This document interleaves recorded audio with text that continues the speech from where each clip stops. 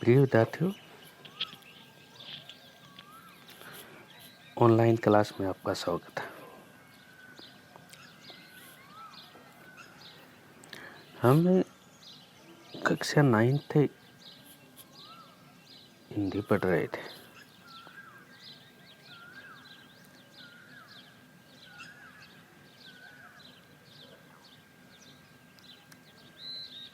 जिसके 2 अध्याय हमने पूर्ण कर लिए।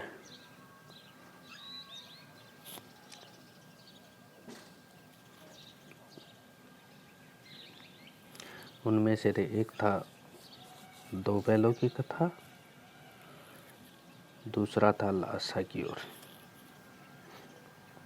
राहुल सांकृत्यायन का लासा की ओर यात्रा वर्णन हम पढ़ चुके हैं और 2 बैलों की कथा प्रेमचंद की कहानी हम पढ़ चुके हैं। तीसरा अध्याय अपना है एक निबंध, उपभोक्तावाद की संस्कृति। उपभोक्ता यानी ग्राहक, सामान खरीदने वाला। संस्कृति, आज की संस्कृति क्या है? उपभोक्ता की है, ग्राहक की है। बेचने वाला नए नए तरीके से सामान बेचता और ग्राहक उनको खरीदता। अब कैसी हो उपभोक्तावाद की संस्कृति, उसके बारे में हम अध्ययन करेंगे, जिसके लेखक है श्यामाचरण दुबे। उपभोक्तावादी संस्कृति के लेखक हैं श्यामाचरण दुबे। सबसे पहले तो हम लेखक परिचय पढ़ते हैं। तो इस अध्याय में भी हम सबसे पहले लेखक परिचय पढ़ेंगे कि लेखक कौन है, कहाँ से है, क्या चरित्र है उनका, किस प्रकार की उन्होंने विधाएं लिखी हैं। इन सब बातों का अध्ययन हम लेखक परिचय में करेंगे। मैंने बताया उपभोक्तावादी संस्कृति के लेखक हैं श्यामाचरण दुबे। श्यामाचरण दुबे का जन्म सन 1922 में मध्य प्रदेश के बुंदेलखंड क्षेत्र में हुआ था।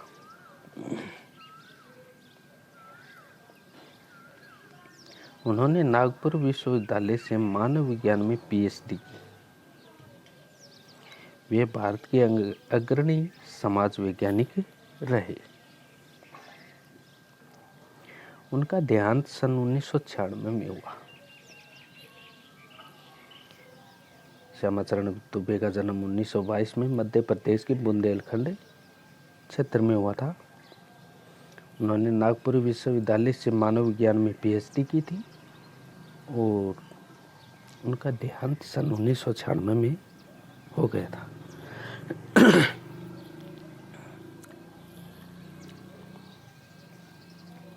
मानव और संस्कृति, परंपरा और इतिहास, बौद्ध संस्कृति तथा शिक्षा,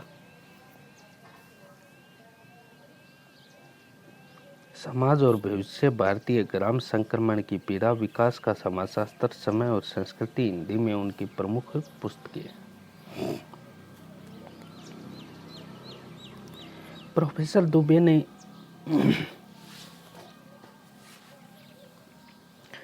विभिन्न विश्वविद्यालयों में अध्यापन किया तथा अनेक संस्थानों में प्रमुख पदों पर रहे। जीवन, समाज और संस्कृति के ज्वलंत विषयों पर उनके विश्लेषण एवं स्थापनाएं उल्लेखनीय है। भारत की जनजातियों और ग्रामीण समुदाय पर केंद्रित उनके लेखों ने बहुत समुदाय को ध्यान आकर्षित किया। वे कठिन विचारों को तार्किक विश्लेषण के साथ सहज भाषा में प्रस्तुत करते।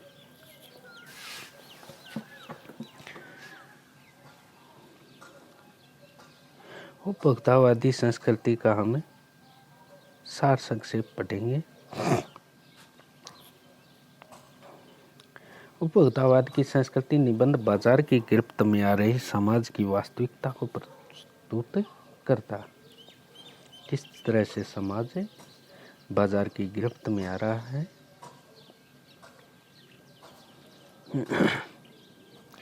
लेखक का मानना है कि हम विज्ञापन की चमक दमक के कारण वस्तुओं के पीछे भाग रहे हैं। हमें जो रोजाना विज्ञापन दिखा जा रहे हैं कि ये वस्तु ऐसी है, ये वस्तु ऐसी है, और उस विज्ञापन की चमक दमक के कारण हम वस्तुओं के पीछे भागते हैं और वो वस्तु उपभोक्ता यानी ग्राहक, जो समाज है, जो जनता है, वो खरीद लेती है।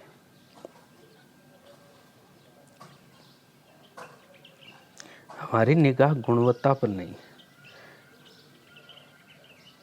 हमने विज्ञापन देखा, विज्ञापन पर विश्वास किया और वस्तु खरीद ली। हमारी निगाह गुणवत्ता पर नहीं है। संपन्न और अभिजन वर्ग द्वारा प्रदर्शन पूर्ण जीवन शैली अपनाई जा रही। संपन्न लोग हैं, अभिजन जो लोग हैं, उनके द्वारा प्रदर्शन, बस उनको दिखावा चाहिए, दिखावे की जीवन शैली अपनाई जा रही, जिसे सामान्य जन भी ललचाई निगाहों से देखते हैं, लालच की निगाहों से। सामान्य व्यक्ति भी लालच की निगाहों से देखते हैं। यह सभ्यता के विकास की चिंताजनक बात है, जिसे उपभोक्तावाद ने परोसा।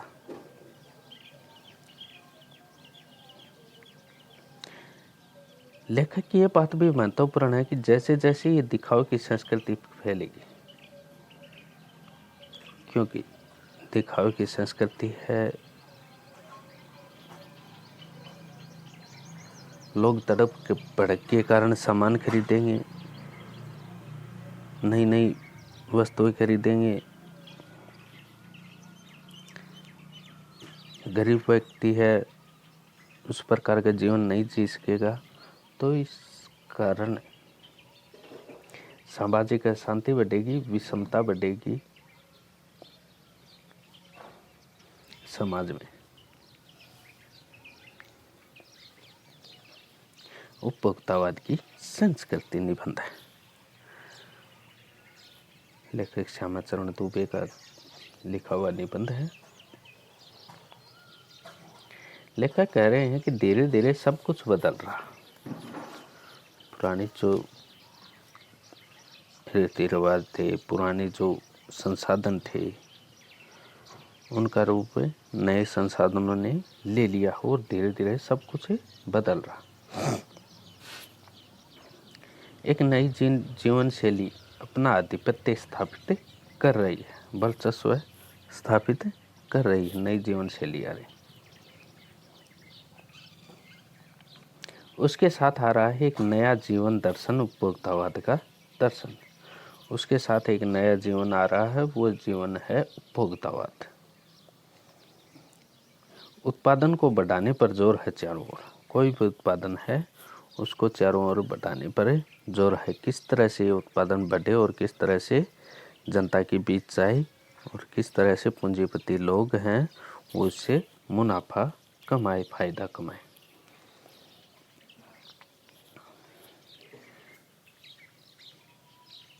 उत्पादन को बढ़ाने के लिए जोर है चारों ओर, और कहते हैं ये उत्पादन आपके लिए।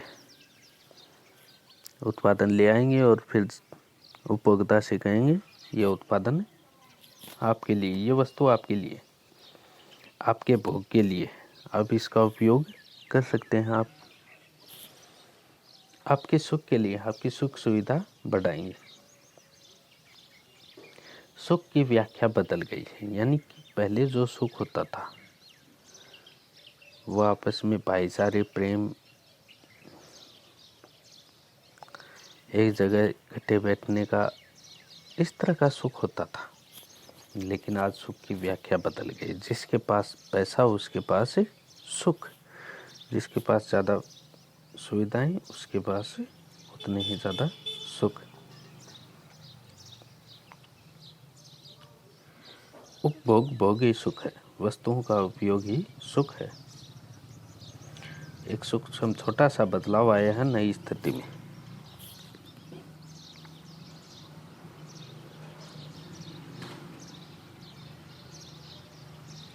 उत्पाद भी तो आपके लिए हैं, पर आप ये भूल जाते हैं कि जाने अनजाने आज के माहौल में आपका चरित्र भी बदल रहा। उत्पादन तो आपके लिए हैं, जो वस्तुएं हैं वो तो आपके लिए हैं ही, पर आप ये भूल जाते हैं कि जाने अनजाने में जो माहौल में आपका जो चरित्र बदल रहा, उत्पादन के प्रति आपका चरित्र भी बदल रहे और आप उत्पाद और वस्तुओं को समर्पित होते जा रहे हो।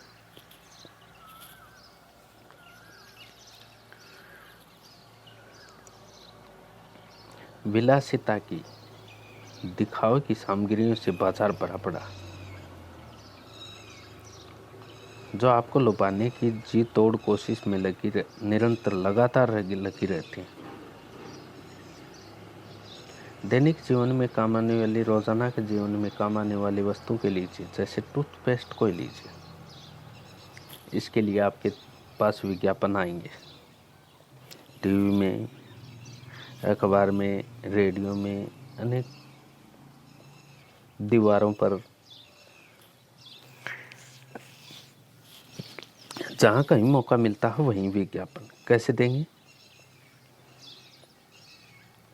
यह दांतों को मोती जैसा चमकीला बनाता है, यह मुंह की दुर्गंध हटाता है, यह मसूड़ों को मजबूत बनाता है, यह पूर्ण सुरक्षा देता है।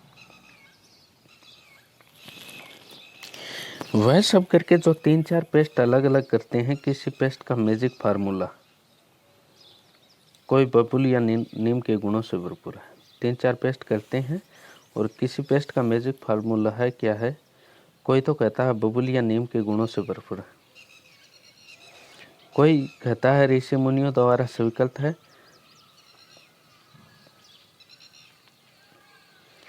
तथा मान्य वनस्पति और खनिज तत्वों के मिश्रण से बना। जो चाहे चुन लीजिए, जो चाहे अच्छा लगे वो ले लीजिए। यदि पेस्ट अच्छा है तो ब्रश भी अच्छा होना चाहिए, आकार में भी सही होना चाहिए, रंग भी मनपसंद होना चाहिए, बनावट कैसी है वो भी, पहुंच और सफाई की क्षमता में अलग अलग, एक से बढ़कर एक। टूथपेस्ट खरीद लिया, अब मुंह की दुर्गंध से बचने के लिए माउथ वॉश भी चाहिए, मुंह को धोने के लिए माउथ वॉश भी चाहिए। मुंह की दुर्गंध से बचने के लिए माउथ वॉश भी चाहिए। सूची और भी लंबी हो सकती है। लेखक कह रहे हैं कि मैंने तो ये मुंह के लिए 2-3 चीज़ें बताई, माउथ वॉश है, टूथपेस्ट है, लेकिन इनकी सूची और भी लंबी हो सकती है। मनुष्य अपने लिए अनेक प्रकार की सुंदरता दिखाने के लिए, बदबू हटाने के लिए अनेक प्रकार के उत्पादों का प्रयोग करता।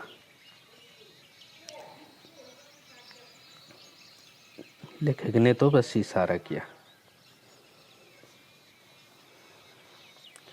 पर इतनी चीज़ों का ही बिल काफ़ी बढ़ जाएगा, बड़ा हो जाएगा, क्योंकि आप शायद बहुविज्ञापनी विज्ञापित और कीमती ब्रांड खरीदना ही पसंद करें, क्योंकि आप शायद जिसके ज़्यादा विज्ञापन हैं, बहुत अधिक विज्ञापन आ रहे हैं, महंगा जो ब्रांड है वही खरीदना पसंद करेंगे, और उसमें ये 2-3 चीज़ों में आपको अत्यधिक खर्चा आ जाएगा। सौंदर्य प्रसाधनों, सुंदरता बढ़ाने वाले संसाधनों की भीड़ तो चमत्कार कर देने वाली है। हर माह उसमें नए नए उत्पाद जुड़ते जाते हैं, हर महीने उसमें नए नए उत्पाद जुड़ते जाते हैं कि ये ज़्यादा सुंदरता बढ़ाएंगे, ये ज़्यादा सुंदरता बढ़ाएंगे। और महिला और पुरुष दोनों सुंदरता बढ़ाने के मामले में कम नहीं है। दोनों उत्पादों का उपयोग करते हैं और होता कुछ भी नहीं। लेखक ने ये आलोचनात्मक निबंध लिखा है, किस तरह से मनुष्य है, उपभोक्ता जो है वो दिखावे की संस्कृति की ओर भाग रहा। अब देखिए, एक साबुन ही देखिए, एक में हल्की खुशबू है, दूसरे में तेज। एक दिन भर आपके शरीर को तरोताज़ा रखता है, दूसरा पसीना रोकता है, तीसरा जर्म से आपकी सुरक्षा करता है। ये लीजिए सिने स्टार्स के सौंदर्य का रहस्य, उनका मनपसंद साबुन। सिने स्टार्स जो सिनेमा स्टार्स हैं, उनका मनपसंद साबुन दिखा देते हैं दुकानदार। बस उनको तो क्या, इस तरह के वादे बेचने से मतलब है, उनको पैसा कमाने से मतलब है। सच्चाई का अर्थ समझना चाहते हैं, ये लीजिए। सच्चाई का अर्थ समझना चाहते हैं, दुकानदार आपसे कहेगा कि आप सच्चाई का अर्थ समझना चाहते हैं तो ये लीजिए। शरीर को पवित्र रखना चाहते हैं, ये लीजिए शुद्ध गंगा जल में बनी साबुन। चमड़ी को नरम रखने के लिए ये लीजिए, महंगी है पर आपके सौंदर्य में निखार ला देगी। संभ्रांत महिलाओं की ड्रेसिंग टेबल पर 30-30 हजार की सौंदर्य सामग्री होना तो मामूली बात है। पेरिस से परफ्यूम मंगाइएगा, जितना खर्चा परफ्यूम का लगेगा उतना खर्चा आपके किराए का मंगवाने का भी लग जाएगा। पेरिस से परफ्यूम मंगाइए, इतना ही और खर्च हो जाएगा। ये प्रतिष्ठा चिन्ह है कि मैं पेरिस से मंगवा कर, व्यक्ति कहता है कि मैं पेरिस का परफ्यूम कम लेता हूँ तो पेरिस का ही लेता हूँ दूसरी जगह, ये उसकी एक प्रतिष्ठा हो गई। मान सम्मान का सवाल हो जाता है, और मान सम्मान में वो ये भूल जाता है कि वो उपभोग किन वस्तुओं का कर रहा। समाज में आपकी हैसियत जताते हैं, समाज में आपकी हैसियत जताते हैं कि मैं बड़ा हूँ समाज में।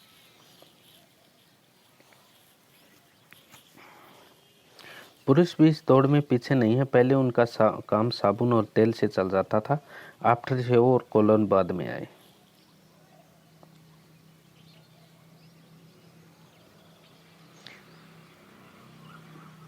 अब तो इस सूची में दर्जन 2 दर्जन चीजें और जुड़ गई। छोड़िए इस सामग्री को, वस्तु और परिधान की दुनिया में आई। जगह जगह बुटीक खुल गए, वस्तुओं परिधानों पहनने की चीज़ों की जगह जगह दुकानें खुल गई। नए नए परिधान डिजाइन के परिधान बाजार में आ गए। ये ट्रेंडी और महंगे भी, ये देखने में अच्छे लगने वाले चमक दमक के और महंगे भी। पिछले वर्ष के फैशन इस वर्ष, पिछले वर्ष का फैशन इस वर्ष नहीं पहन सकते, शर्म की बात होती है। घड़ी पहले समय दिखाती थी, घड़ी पहले क्या दिखाती थी, समय दिखाती। उससे यदि यही काम लेना हो तो 400-500 में मिल जाएगी। हैसियत जताने के लिए आप 50-60 हजार से लाख 1.5 लाख की घड़ी भी ले सकते हैं। अब देखो कवि लेखक ने कितनी मजेदार बात कही। कुछ लोग दिखावे में इतना पागल हैं कि उनको बस दिखावा ही चाहिए।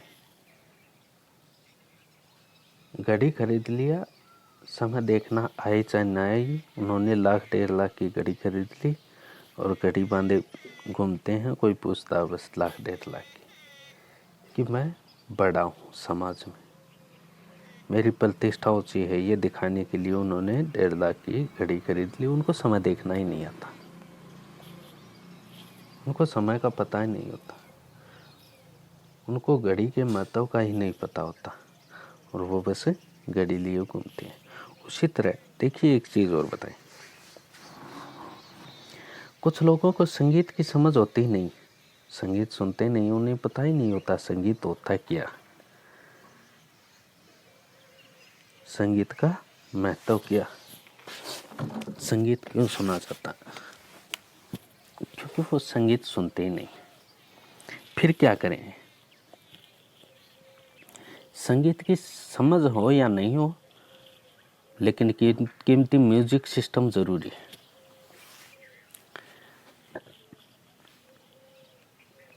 कोई बात नहीं, यदि आप उसे ठीक तरह से चला भी न सके, कंप्यूटर काम के लिए तो खरीदे ही जाते हैं। कोई बात नहीं, यदि आप उसको ठीक तरह से चला नहीं सकते तो कंप्यूटर काम के लिए खरीदे ही जाते हैं।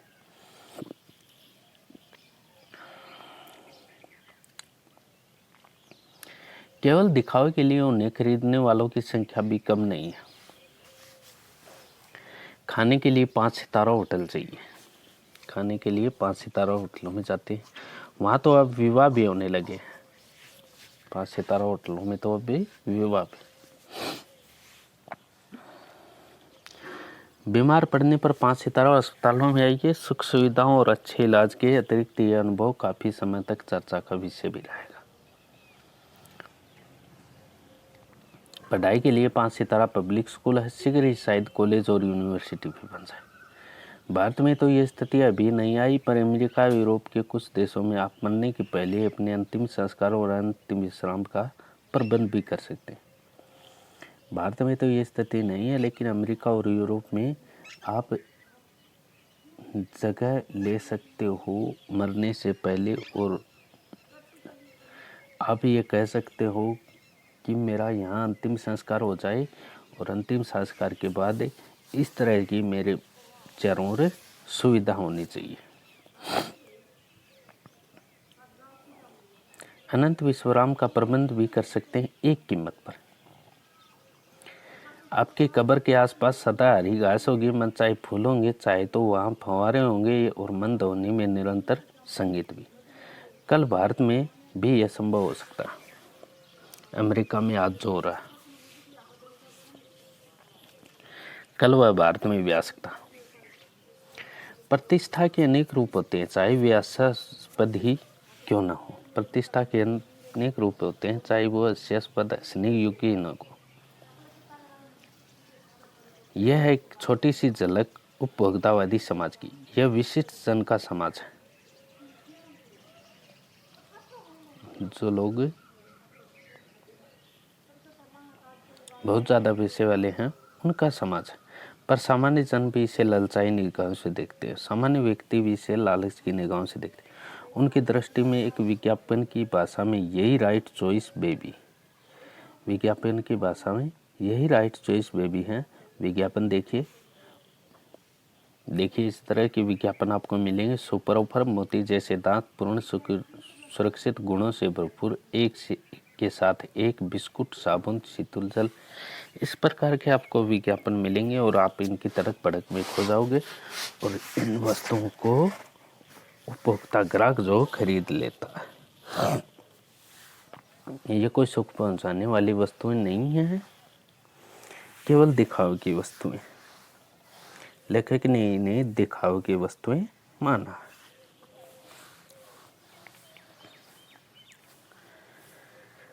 अब विषय के गंभीर पक्ष की ओर आए। इस उपभोक्ता संस्कृति का विकास भारत में क्यों हो रहा है?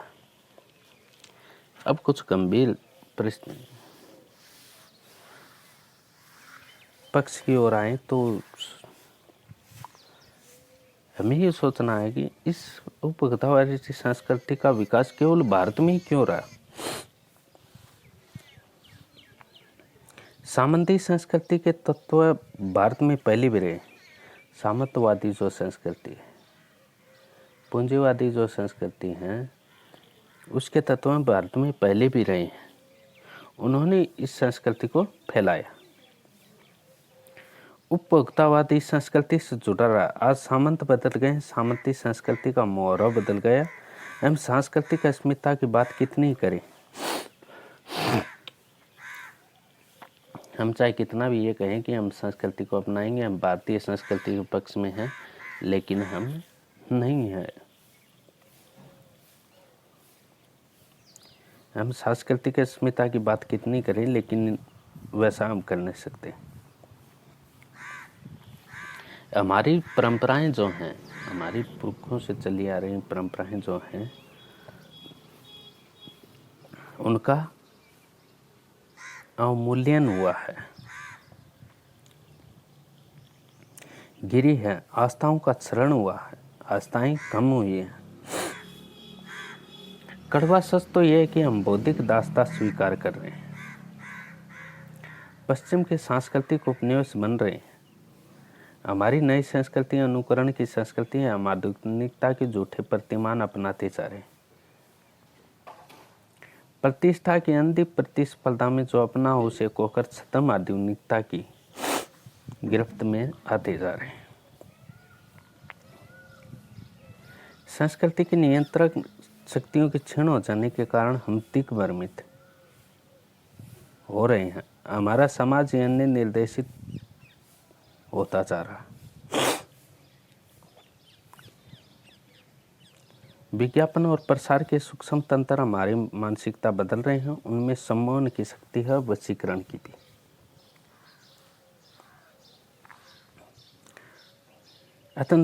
अंततः इस संस्कृति के फैलाव का परिणाम क्या होगा, यह गंभीर चिंता का विषय है। हमारे सीमित संसाधनों का गौरवप्रिय हो रहा है। जीवन की गुणवत्ता आलू के चिप्स से नहीं सुधरती। जीवन लेखक कह रहे हैं कि जीवन की गुणवत्ता जो है आलू के चिप्स से नहीं सुधरती, न ही वो बहुविज्ञापनी जो अत्यधिक विज्ञापन फैलाने वाले जो शीतल पेय के विज्ञापन है उससे सुधरती है। भले ही वे अंतर्राष्ट्रीय हों, भले ही वे विदेशी हों, पिज़्ज़ा और बर्गर कितने ही आधुनिक हों, वे कूड़ा। लेखक ने बताया कि पिज़्ज़ा और बर्गर चाहे कितने भी आधुनिक हों, कितने भी नए हों, लेकिन वो कूड़े के समान है, कूड़ा खाद्य हैं। कचरा खा लो या उनको खा लो, बराबर है। समाज में वर्गों की दूरी बढ़ रही है। पूंजीपति वर्ग, गरीब वर्ग, सामान्य वर्ग, इन वर्गों की दूरियां बढ़ रही हैं। पूंजीपति और ज़्यादा पूंजीपति होते जा रहे हैं, गरीब ज़्यादा गरीब हो रहे हैं।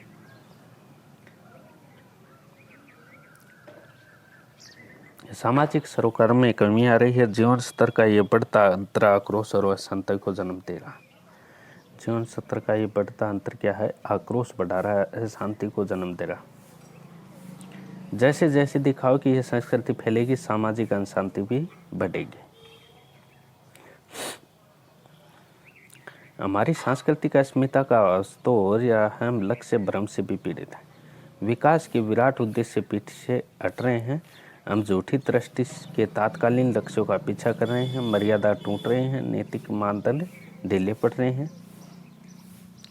व्यक्ति केंद्रिकता बढ़ रही है। व्यक्ति खुद स्वयं अकेला रहना पसंद करता। स्वार्थ, खुद का अर्थ, खुद का भला चाहने वाली, परमार्थ दूसरे का भला चाहने वाला पर हावी हो रहा। स्वार्थ दूसरे के भले चाहने वाले पर हावी हो रहा। भोग की आकांक्षाएं, भोग की इच्छाएं जो आसमान छू रही, किस बिंदु पर जाकर रुकेगी? दौड़ लेकर सोच रहे हैं। गांधी जी ने कहा था कि हम स्वस्थ सांस्कृतिक प्रभावों के लिए अपने दरवाजे खिड़की खुले रखें पर अपनी बुनियाद पर कायम रहें। तो गांधी जी ने कहा था कि हम स्वस्थ और सांस्कृतिक प्रभावों के लिए अपने दरवाजे खिड़की खुले रखें, अपनी बुनियाद पर कायम रहें। उपभोक्ता संस्कृति हमारी सामाजिक नींव को ही हिला रही है। ये एक बड़ा खतरा, भविष्य के लिए ये एक बड़ी चुनौती है। लेखक का मानना है कि उपभोक्तावाद की संस्कृति में मत जाओ। अपने आवश्यक सामान, अपनी संस्कृति, अपने घरेलू उत्पादों का उपयोग करें, तभी संस्कृति से बचा जा सकता है।